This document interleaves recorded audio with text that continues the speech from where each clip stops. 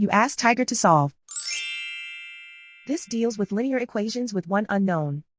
The final result is d equals -11/8. Let's solve it step by step. Group all constants on the right side of the equation.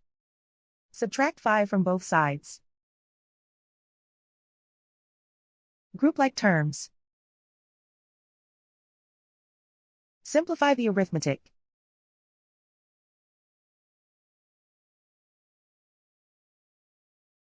Isolate the d. Divide both sides by -8. Cancel out the negatives. Simplify the fraction. Move the negative sign from the denominator to the numerator. And so the final result is d equals -11/8.